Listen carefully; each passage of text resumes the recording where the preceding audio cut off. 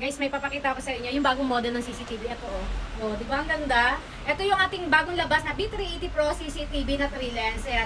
Lahat yan umiilaw guys. Ito ilaw niya yan. Waterproof, weatherproof with warranty po tayo. Bagong labas at bagong model guys. Napakaganda oh. Kikita nyo naman. Ito naman po yung lagayan ng ating memory card dito sa ilalim.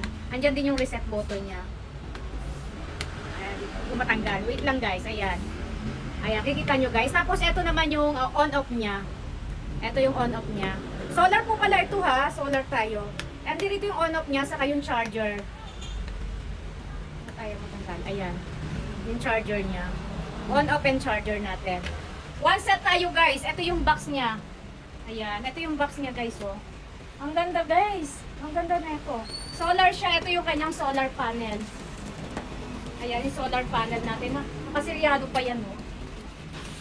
Oh, ang ganda ng ating solar panel. Mahaba din yung kanyang cord.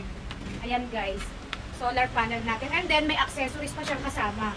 Ito yung kanyang accessories. Ito po ay nilalagay dito sa likod. Ayan, ilagay na natin. Ano? Siya guys. Ayan, dyan siya nilalagay sa likod yung accessories niya. And then, ito pa. Sa solar panel natin yan, yung pinakapaan niya. Dyan nilalagay oh.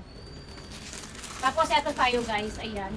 Baka gusto nyo mag-check out na ito guys. Yung bagong labas at bagong model ng ating B380 Pro Solar CCTV camera 3 lens. Ang ganda niya oh. Kikita nyo naman po kung gaano kaganda yan. Napakalinaw ng camera, sulit na sulit kayo dito. Ilalagay ko na lang yung link sa mga gusto mag-check out. Murang-mura lang yan guys.